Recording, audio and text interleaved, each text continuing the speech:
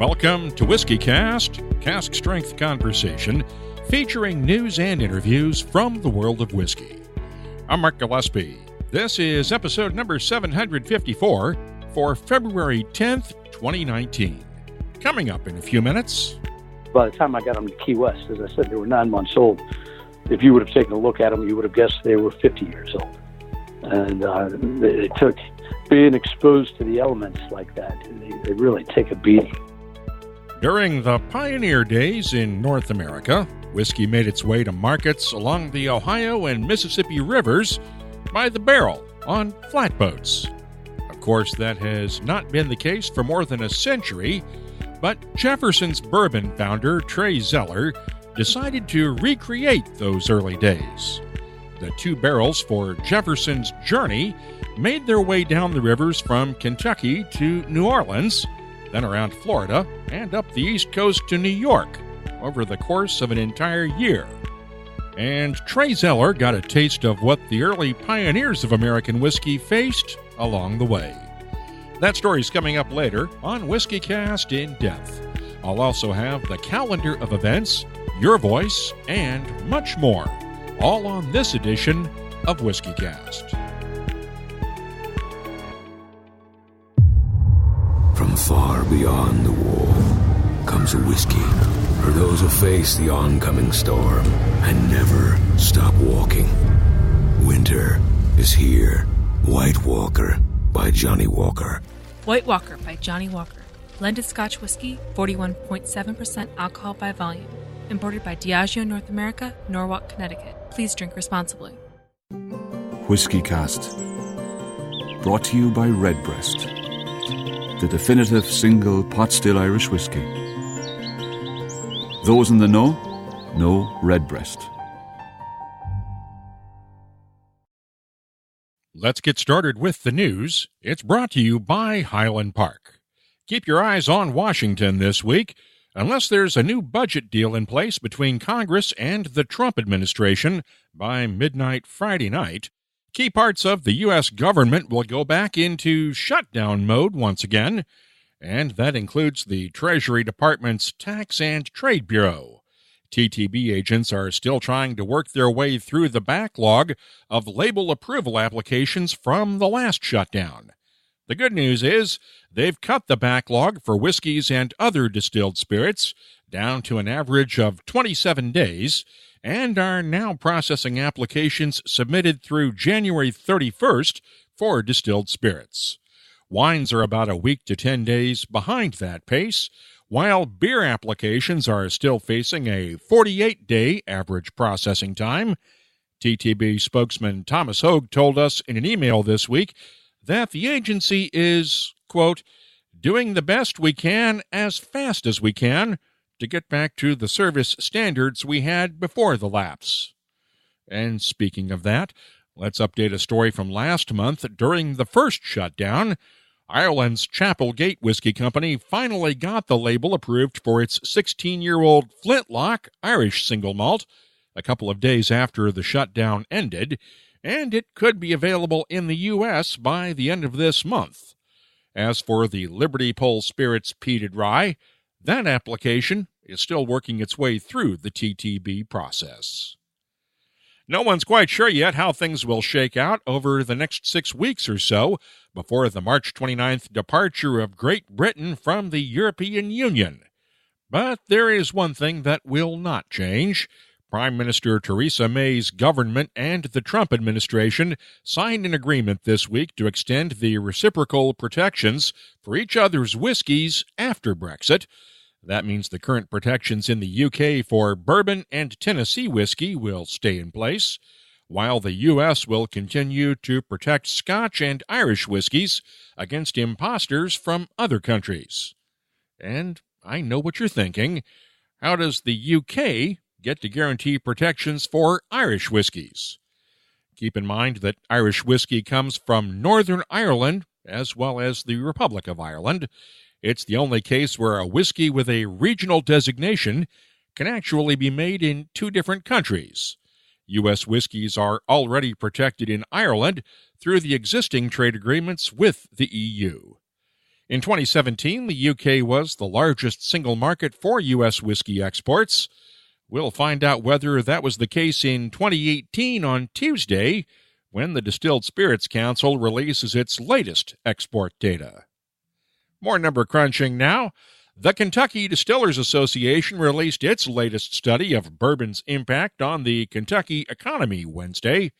These studies are done every 2 years by researchers at the University of Louisville, and the latest report shows the economic impact has doubled over the last 10 years to around $8.6 billion a year, with around 20,100 Kentucky jobs linked to the bourbon industry. That includes not only actual distillery jobs, but things like truck drivers, cooperage workers, grain farmers, the tourism industry, and more. Kevin Smith represents Beam Suntory on the KDA Board of Directors. The great thing about these economic studies that we've done is it helps us to articulate what we really feel is happening. In other words, we've been feeling the growth pains. We've been investing dollars as individual companies, as an industry. I said it that way. This actually tells us, wow, this is amazing how far we've come in 10 years. And it really brings a lot of that focus to how big of an industry it is. And at the end of the day, we are 95% of the world's bourbon supply, but bourbon as a whole is only 1/4 of the world's whiskey production. So I still think there's just lots of growth here. Look for that impact to increase. Around $2.3 billion of bourbon-related construction projects are in the works. That's almost double the work projected in the last report 2 years ago. It's not all unicorns and rainbows in bourbon country, though. The KDA and the association representing Kentucky liquor store owners are about to drop the gloves over a bill pending in the General Assembly.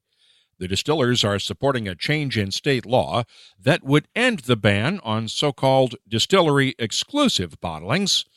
Right now, if a distillery wants to offer a special release at its visitors center, such as the Woodford Reserve Distillery Series or Heaven Hill's Evan Williams 23-year-old bourbon that's usually available only in Japan, well, those same whiskeys have to be made available to liquor stores in the state. The KDA sees the change as bringing distillers into parity with the state's brewers and winemakers, as well as a way to boost tourism. However, Karen Lentz of the Kentucky Association of Beverage Retailers told us in an email that it would allow distillers to shut the state's retailers out of premium whiskeys and force Kentucky consumers to drive several hours to a distillery in order to buy those bottles. You can read more on this story in the news section at whiskycast.com. In other news, Buffalo Trace is releasing an extremely rare version of its Eagle Rare bourbon. It's a 20-year-old whiskey that's being called Double Eagle Very Rare. Only 299 bottles will be available. The recommended retail price is right at $2,000 each. But if you don't get one this year, Buffalo Trace plans another release for the spring of 2020. It's been years since Four Roses has come out with a new permanent addition to its lineup of bourbons, more than 12 years to be exact. But that will change this spring with the release of Four Roses Small Batch Select. It'll come from 6- and 7-year-old barrels and will be bottled at 52% ABV with no chill filtering. Four Roses master distiller Brent Elliott says the Small Batch Select will fill a hole in the portfolio that consumers pointed out during their research. I think people were really looking for something with obviously a different taste profile, which is something we can do, and that's something that we love to do, is use the different recipes and different combinations to create something fundamentally different. But we also felt like that proof point at 104 proof and being non-chill filtered, that was something that it's something we do, obviously, with the private selections and the limited editions. But with those products, they're not that accessible. So we want to do something with a product that would be in the permanent lineup, that would be available to any consumer at any time, which I want to also point out that this year that won't be available in all markets, and it might take some time before it's available everywhere. But we're taking the first step to getting it out there, and then we'll continue pushing it and trying to make it available for everyone. Now, I know you've not disclosed the recipes yet that are going into this one, but from what I understand, they're not going to be the ones that we normally see in the Four Roses small batch and the single barrel, right?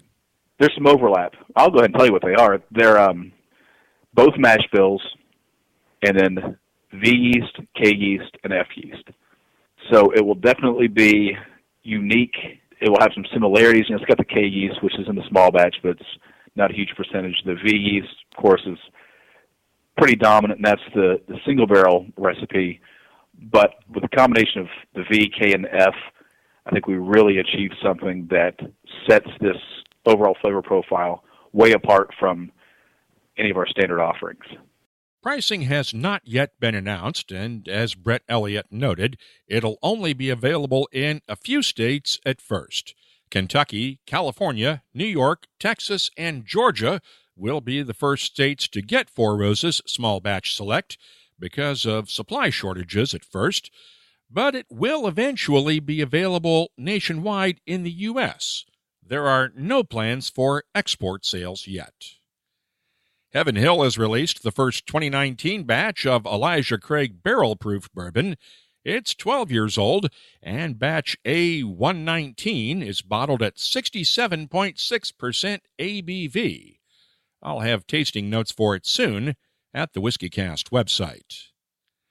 Turning now to Scotch whiskey, Loch Lomond Group is releasing the oldest ever bottling of its Little Mill single malt.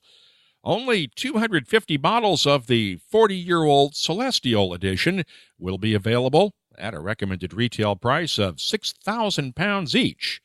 That's around $7,800 at current exchange rates.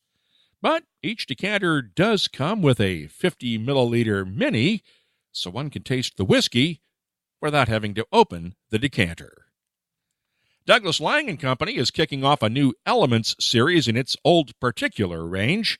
The Elements series will have 4 single cask bottlings, starting with Fire. It's a 12-year-old Craigellachie single malt that will sell for around £95, around $123 a bottle.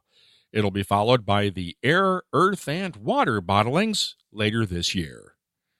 And since Craigellachie is located in the heart of Speyside, tickets went on sale Tuesday for the Spirit of Speyside Whiskey Festival this May. The festival is May 1st through the 6th, and festival chairman James Campbell was pleasantly surprised when the numbers started coming in. Within the first hour, we sold £170,000 worth of tickets, and 95 events had sold out within that first hour. So, but not to worry, we've got over 600 events, so still lots of time, and it's great. But we're so pleased to see people coming from all over the world to come and join us on Speyside in the first week of May. And this is a milestone festival, if I remember correctly. I think this is the 20th, or am I wrong on that? No, you're absolutely spot on, Mark. Yes, you're correct. It is the 20th year. And the festival has just grown from strength to strength, and started off in a very, very small way. But as things have gone on, I think last year we had visitors from 34 different countries all arriving on Speyside for the 6 days of the festival. And it was a little bit like an extended meeting of the United Nations of whiskey lovers, which was fantastic. There are more than 660 different events around Speyside during the festival, and this will be the first year that the Macallan's new distillery will be open during festival week. Glenallachie Distillery will also be open to the public. As we reported last month, the distillery's new visitors center is scheduled to open in April, just in time for the festival. There will also be a new take on the annual Fall Whiskey Festival in Dufton, Scotland this year.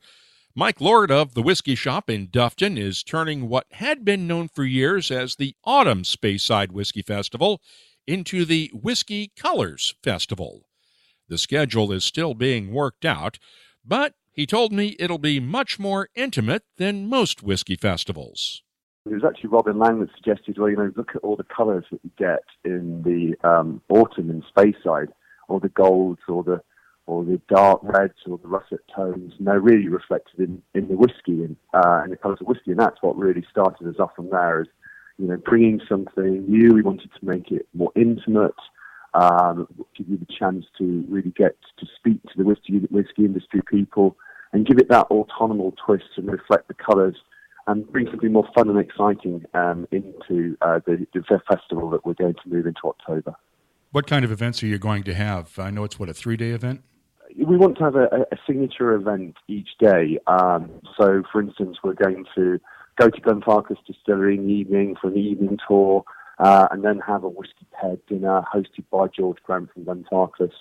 We're going to go to Cardew for another evening meal there, have an evening trip down to visit their casks in one of their warehouses and have a whiskey tasting there, and then a meal. We're working on something with Mark Mackay where we can go down to Cregelici, do something there, but also include taking drams down to the Cregelici Bridge and see some of the autonomous colours and forests there. So really just, not throwing everything away, but giving everything just a little bit more of that towards making it a little bit more personal, a little bit more genuine, in-depth, and just something a bit more exciting.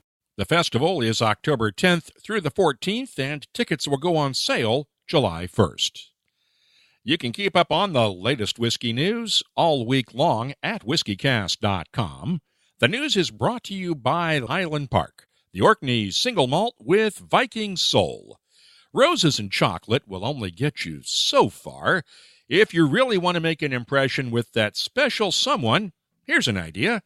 Take 2 glasses, a bottle of Highland Park's Viking Pride 18-year-old, and see what happens from there. It's made with passion to be given with pride. Check out the entire lineup at highlandparkwhiskey.com. Time now for the WhiskyCast calendar of events.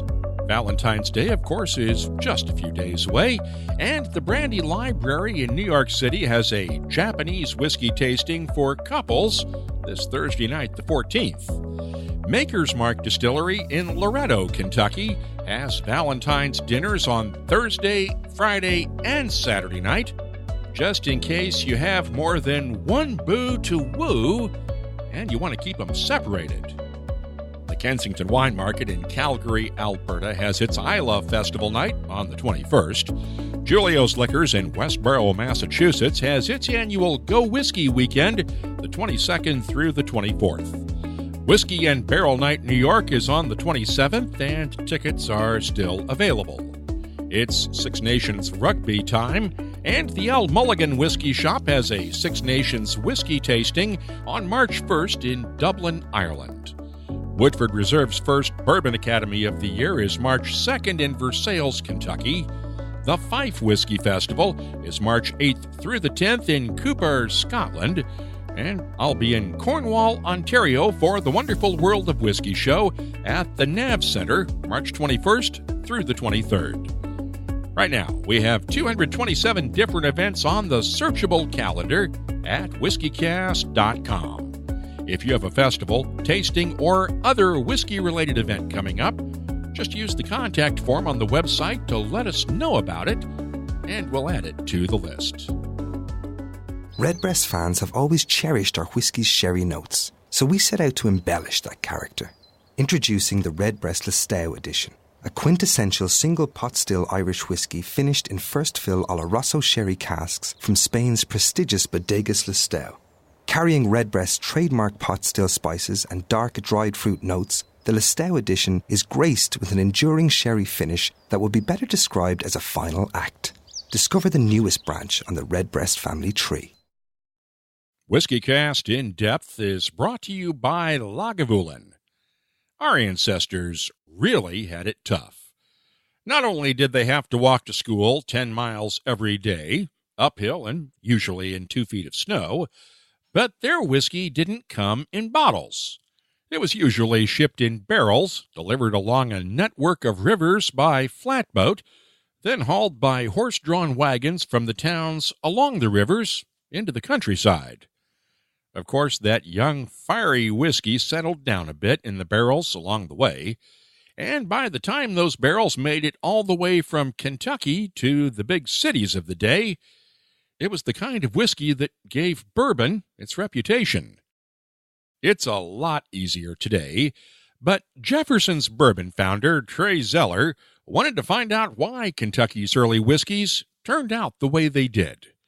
He's experimented before with maturing bourbon on ships at sea with the Jefferson's ocean whiskeys, and decided to see what would happen when he sent a couple of barrels on a journey from Louisville to New York City by boat. Let's call it Jefferson's Journey. We try to do it as historically accurate as possible. So we distilled bourbon here in Kentucky in January of 2016 and waited until what would have been the spring floods subsiding and allowing flatboats to take onto the river. But we couldn't do flatboats, which was originally my plan, as we had to navigate 30-plus locks along the way. But we got a 23-foot boat and put 2 barrels in cages and kind of floated the rivers and used just enough of the engine to navigate the waters and the locks. So it took us 58 days to get down to New Orleans.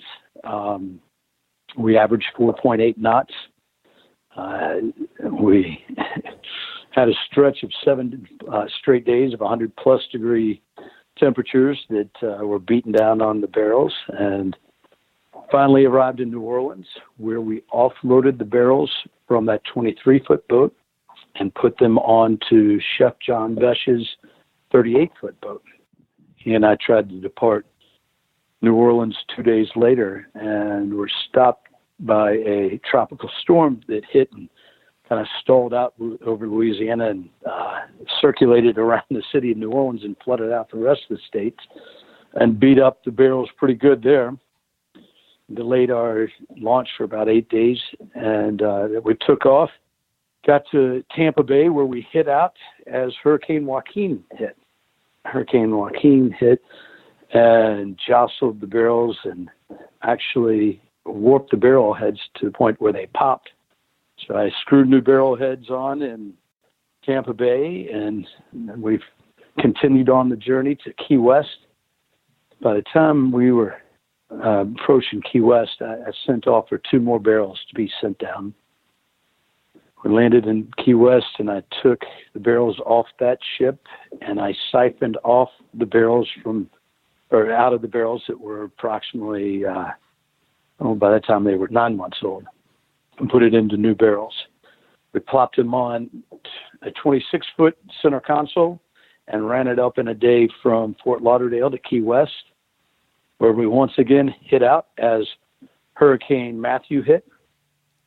Hurricane Matthew destroyed the boat that was going to take the bourbon on the last leg from Fort Lauderdale up to New York. So we actually wintered in a boathouse in Fort Lauderdale and basically hitchhiked a ride up to New York on a guy who was in the middle of the Great Loop and put it on top of his 58-foot boat.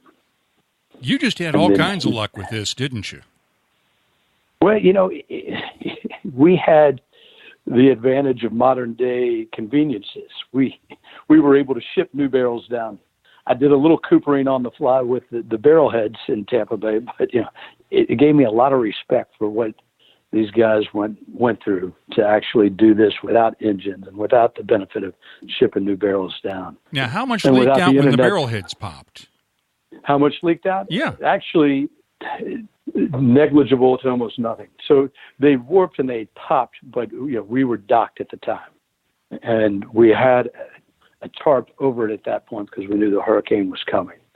So they just bowed and knew that if we continued at that point that they would not stay. It would either leak out or we would be taking water in. So that's why we had to put those on the fly. Now, I remember when you did the first ocean edition a few years ago, you guys had the barrels up on the decks, and if I remember right, the hoops warped and rusted and basically fell apart, didn't they? On 2 of the barrels, or at least that's the story that was told to me. I don't know if you weren't on the boat. It was actually the hoops, or if it was the crew that got into it. But I think it was probably the hoops that did warp. And these barrels, by the time I got them to Key West, as I said, they were 9 months old. If you would have taken a look at them, you would have guessed they were 50 years old. And they took being exposed to the elements like that. They really take a beating. And with that hot temperature and your summer showers that you have daily, that water beats down on it and the sun dries it out, and that going on constantly is one of the things that led to the warping of it. And then getting beaten by, we had a tropical storm and 2 hurricanes that'll really put a walloping on them. How much evaporation did you have when you finally got these barrels emptied? I can imagine at least the humidity down in Florida and along the coast might have knocked that down just a little bit, but not by much. You know what? It wasn't as much as I anticipated. When we put barrels out on the ocean for Jefferson Ocean, we lose a big amount. We didn't lose nearly as much as I would have guessed. So, during that time, we lost probably 15%, where if it was in Kentucky, it would have been more like 8-9% at that time. It wasn't as much as I thought it would be. You mentioned that the TTB had some questions about this when you first proposed the idea. What were their concerns, and did they have similar questions when you did the ocean whiskeys? Because obviously those were matured sort of in between state lines too, I think. Yeah, a little bit different with the ocean is, we're exporting and re-importing. And yes, they didn't understand that when I first proposed that to them. They thought we were trying to launder money, cheat them out of their taxes somehow, or possibly running drugs. I don't know. But they understood what our purpose was, and we were able to get over those hurdles. And I think this one, it's same thing. It's something that they hadn't done before, so their knee-jerk reaction is to say no. And we got high enough into the agency where we were able to get their approval. And you can't call this a Kentucky bourbon, can you? Because it wasn't matured completely within the state of Kentucky. It was distilled in Kentucky, and that's absolutely true. It wasn't aged, and we aged it for 6 months in Kentucky before taking off on our journey. And this is really the impetus of what I was trying to do. Prior to that, people were pretty much drinking whiskey right off the still. It wasn't that different from vodka or gin in that respect. There was really little to no aging being done. They were either being put in crock pots or, eventually bottles, but people weren't aging it up to that point. So I can theorize that the people here in Kentucky, the distillers, had no idea how good the whiskey that they were producing here in Kentucky developed and ended up when it was on the East Coast after going through this journey. And it really, in my mind, is that it transformed the whiskey into bourbon for the first time. When we finally landed in New York on June 7th, 2017, so a year to the day of when we took off, the bourbon, at the same time I was launching a 16-year-old bourbon that had been double-barreled for 5 years. And this 18-month-old whiskey was every bit as dark as that 16-year-old whiskey was. It was incredibly smooth. I could still tell that it was young. It was a little grassy up front on the tongue, but it had totally changed from the bourbon that we distilled on the same day in Kentucky and aged it in Kentucky. They were night and day, the differences. As I said, that barrel, the whiskey slapping on the barrel constantly, really replaces a lot of the flavor and takes out the astringency. It did have flavors similar to our Jefferson's Ocean. What it didn't have, it kind of surprised me, even though we were on the water, or at least along the Gulf and the ocean for about 9 months, we didn't get as much salt or salinity or briny taste to it. But we did get an abnormally large amount of caramel flavoring and a big honey flavor that I just didn't expect. one of the things that we did do is we had popular mechanics take it to a lab and break it down molecularly. So they were able to break down and show what happened to the bourbon that went on the journey versus the whiskey that stayed here in Kentucky. And it really brings out different attributes from the journey, which is really kind of cool to substantiate it that way. And that's always been my biggest issue with Ocean and with other projects like this where they've used sound waves and music and things like this, is that it's hard to compare. You can taste that product and it's pretty good, but without comparing it to the same spirit from that distillery, without having the influence of the ocean waves or whatever, or the environment, or sailing on the boat, or the sound waves or whatever, it's hard to compare and actually tell what the differences are and see what difference it really makes. So what did they find when they knocked it down molecularly? One of the things we're going to do is we're selling them in 200 milliliters. You buy them basically as a set. The one that was aged in Kentucky along with Jefferson's Journey. So you get 200 milliliters for $99. So you got that control to see what it would have been like without the Journey. And so it's great to have that baseline to compare it to. And that's a great point that you bring up. And that's probably something that we should do with our Jefferson's Ocean is have maybe a small control that we could, I'm going to think about how we could do that you can taste what it would taste like if it was left in our warehouses rather than going on the journey to see the difference. When I give you the opportunity to taste the Jefferson's Journey, you think, wow, this is really good. This has got some really interesting characteristics to it.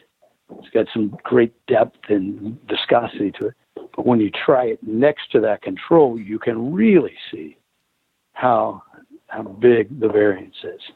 And it's impactful. How much time did you actually spend on the boat with those barrels? You said you did the barrel heads down in Tampa. How much time did you spend with these barrels on the trip? I didn't do any, just the very first launch here in Louisville. But pretty much I was off that first leg down to New Orleans. I was on the leg from New Orleans down to Key West, and then I ran it quickly up from Key West to Fort Lauderdale, and then just at the very end of the ride on the last leg up to New York. So enough to get a feel for it, and so much fun. People were waiting at marinas for our different captains and boats to arrive because they had passed them earlier in the voyage, and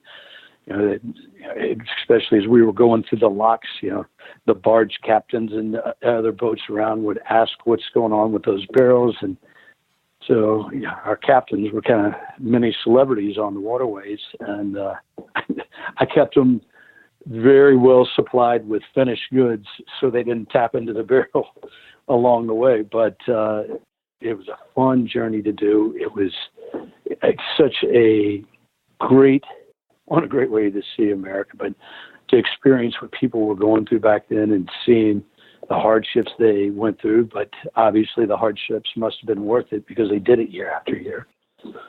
For us, there's no doubt in my mind this is the most expensive bourbon ever produced, and we'll never recoup on our money on it, but that's fine. It was an experiment to kind of see what would happen, and everybody that I've talked to about why did bourbon proliferate in Kentucky, and it was because of this journey, they pretty much all shake their head and say, yeah, that makes a lot of sense. And you didn't have to worry about pirates like they did back in the day either. We didn't have to worry about pirates, or after you traded your bourbon for gold in New Orleans and walked back to Natchez Straits, you didn't have to worry about bandits. I did have a little worry that my captain might run off with the barrels on the first one, but a lot of times those, if you didn't have your oldest son or your most trusted business partner, by the time they got to New Orleans with a pocket full of gold, they were gone. So there were a lot of hardships that we didn't have to worry about. You going to do it again? Yeah, we are going to do it again. This is why I kind of waited this long to release it. I was hoping to release it at the same time we launched on a larger, more commercial scale. Unfortunately, was shut down at the TTB and different hurdles that we've had. It's going to be a little bit longer before we can take off. But yeah, absolutely. It's very telling. And that, to me, that's the most important part. It shows how much this whiskey transformed on this journey. And you can make whiskey anywhere. There was certainly lots of whiskey being made, lots of corn whiskey being made all over this region. But why did it proliferate in Kentucky? And this answers that question. Jefferson's Journey is available only in Kentucky, mainly at the Kentucky Artisan Distilleries shop in Crestwood, just east of Louisville.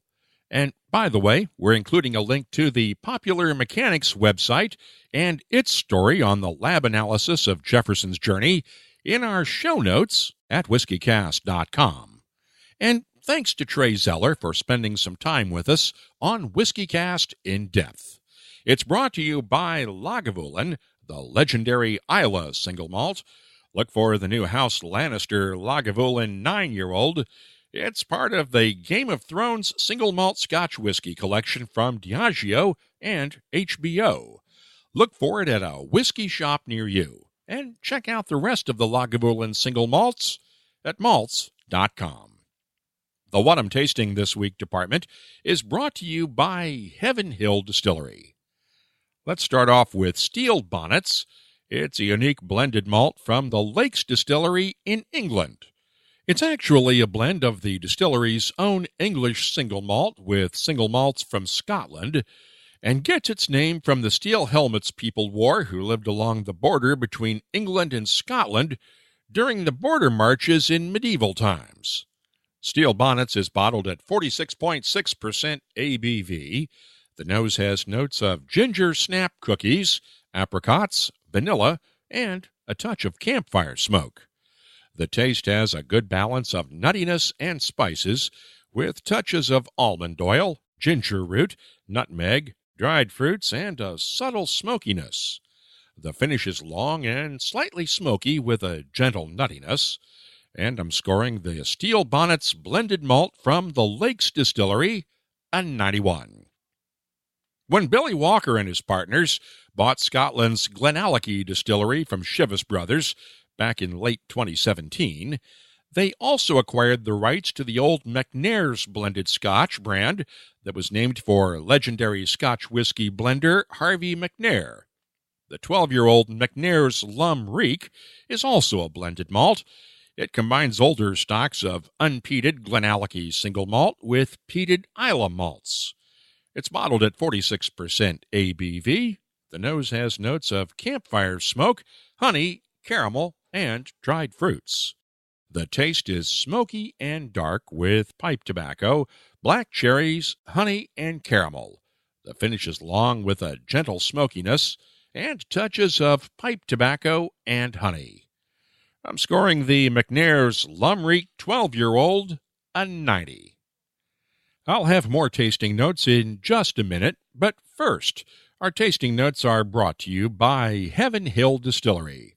85 years ago, as the end of Prohibition meant a renewed demand for Kentucky bourbon, Ed Shapira and his brothers invested in a new distillery in Bardstown. They bought out their partners later on. Today, that little startup is the largest family-owned and operated distillery. Get the entire history at heavenhilldistillery.com. Think wisely, drink wisely. Ireland's Egan family recently released Egan's Fortitude, an Irish single malt matured in Pedro Jimenez sherry casks and bottled at 46% ABV. The nose is aromatic and fruity, with notes of peach jam, honeycomb, raisin bread, and sherry. The taste is fruity and complex with touches of orange marmalade, sherry, peaches, raisins, and subtle spices. The finish is long and fruity with a nice complexity, and I'm scoring Egan's Fortitude a 93. Finally, I recently received a sample of the Dubliner Master Distillers Reserve. It's blended by Dublin Liberties Distillery's Daryl McNally for quintessential brands from a combination of 7 different Irish malt and grain whiskies, all matured in ex-bourbon casks. It's bottled at 42% ABV. The nose is fruity with apples, peaches, a hint of apricots, muted spices, and a touch of maltiness in the background. The taste is fruity and light with apples, peaches, honey, and dried flowers, followed by spicy notes of ginger and white pepper that come alive slowly and linger through the finish, along with hints of honey and vanilla. I'm scoring the Dubliner Master Distillers Reserve a 90. The What I'm Tasting This Week department is brought to you by Heaven Hill Distillery. I'm adding these tasting notes to our searchable list of nearly 2,500 different whiskeys from all over the world. You'll find it at whiskycast.com. From deep in the north, far beyond the wall, the howl of the frozen wind brings word of something new. A whiskey from the land of always winter, for those who face the oncoming storm and never stop walking. Winter is here. White Walker by Johnny Walker. White Walker by Johnny Walker. Blended Scotch whiskey, 41.7% alcohol by volume. Imported by Diageo North America, Norwalk, Connecticut. Please drink responsibly. Let's open up the inbox now for Your Voice, presented by Lot 40. Douglas Fisher sent this email following our last episode with Glenmorangy's Dr. Bill Lumsden on the new Alta Private Edition. Here's what he had to say. I was very happy to hear on the latest episode of WhiskyCast about the release of Dr. Bill Lumsden's latest experiment using wild yeast for fermentation of Glenmorangy Alta. As a microbiologist about to obtain my Ph.D. and a longtime whiskey enthusiast, these are the types of experiments I've been thinking a lot about and hoping to see someone perform. Aside from Four Roses and their repertoire of 5 yeasts, there is little you hear about the role of yeast strains on whiskey fermentation and the complexities that can be introduced by varying the strain of yeast used. Perhaps this is about to change. The fact that Alta is not a one-off release by Glenmorangy, but the beginning of our seeing a whole series of yeast experiments is very exciting. I think my one disappointment is that there was not a parallel release of a Glenmorangy expression of the same age and bottling strength as Alta, but fermented with standard distillers yeast to enable a more direct comparison of the effects of the wild yeast. Nonetheless, I can't wait to get a bottle of Alta and try it for myself. From your tasting notes, it sounds wonderful. Thank you, Douglas, and congratulations on winding up your Ph.D. research. I've mentioned before that I try to spend some time on Quora.com on a regular basis answering whiskey-related questions, and someone asked this one this weekend. Can we consume alcohol on board a flight that is purchased from duty-free? The simple answer is no. Virtually every airline has rules against drinking your own alcohol on board their flights, and it's not so that they can sell you overpriced mini bottles. It seems like there's not a week that goes by without someone causing problems during a flight because they had too much to drink. And even though flying is safer now than ever, it's still not 100% safe, and the last thing a flight crew needs to deal with in an emergency is someone drunk on their own booze. It can get you arrested and possibly banned from ever flying on that airline in the future. But some airlines do take that ban to extremes. At Bunkai H on Twitter noted this. In Shanghai, they tried to confiscate my unopened bottle of Middleton Rare as I was boarding the plane, the bottle I had just purchased at the duty-free. I complained, showed them the receipt, and they reluctantly let me pass. And that was the flight crew, not airport security. And Bunkai's lucky. The pilots have final say on who and what gets on their planes. Complaining too much might have gotten them some more time in Shanghai. If you have something you'd like to share with whiskey lovers around the world, you can always get in touch with us on Facebook, Twitter, or Instagram at WhiskyCast, and the email address is comments@whiskycast.com.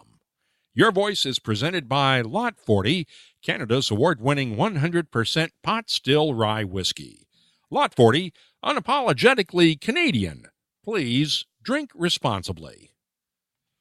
Let's close things out now with Behind the Label, our look at the science, history, and other stories that make whiskey unique. It's presented by Writer's Tears. Last week, Heaven Hill introduced Connor O'Driscoll as its new master distiller. He had left Angel's Envy, where he had been operations manager, and before that, he started his whiskey career at Brown-Forman.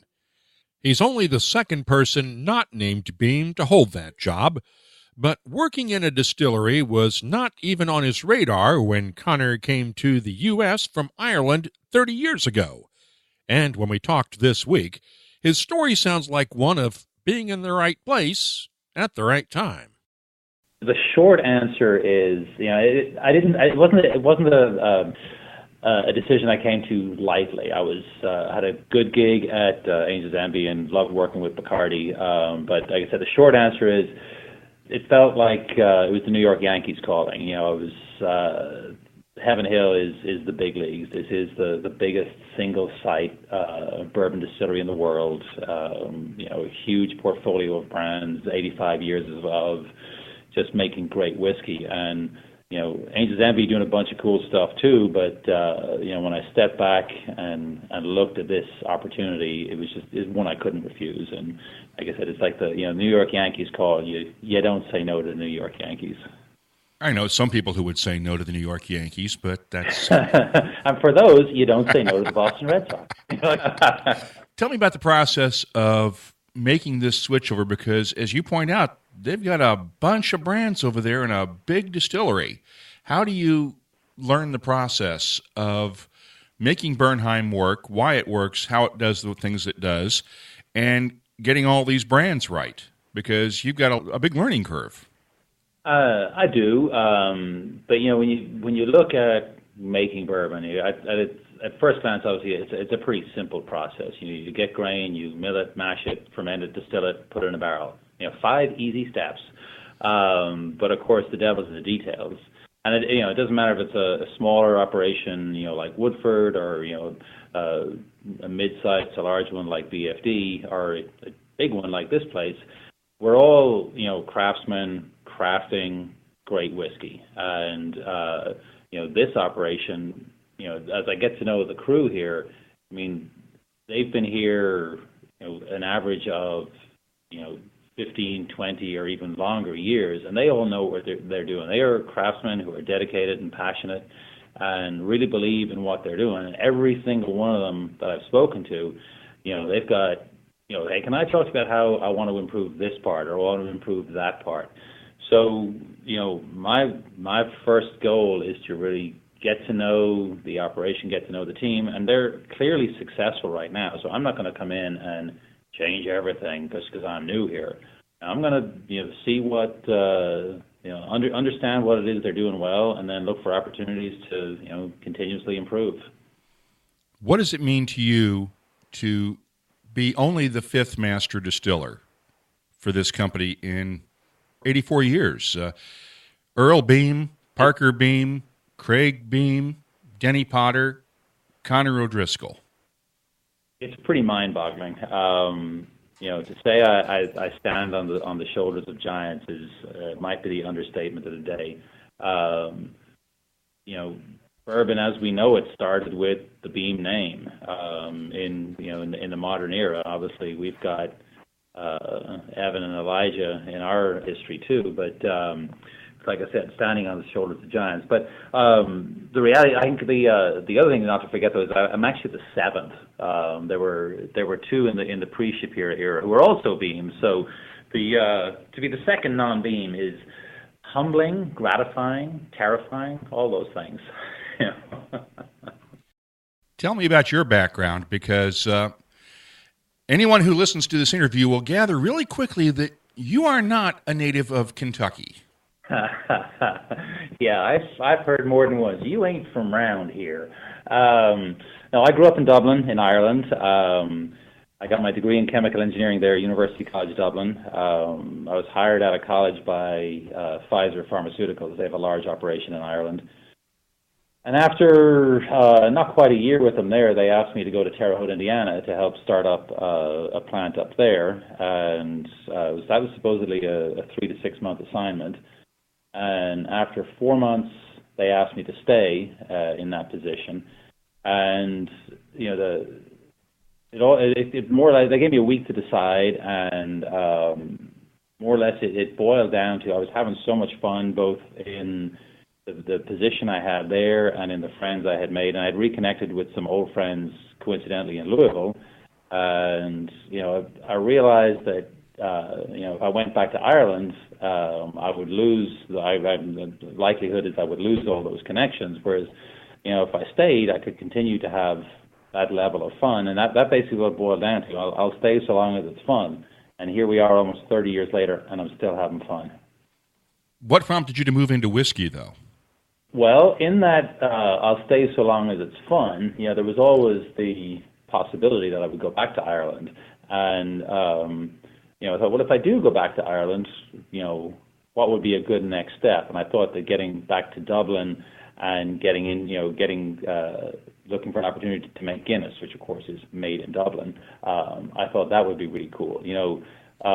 Engineers in general, and very often chemical engineers, tend to get a bad rap, an unwarranted bad rap for making paint or making widgets or whatever, boring stuff like that.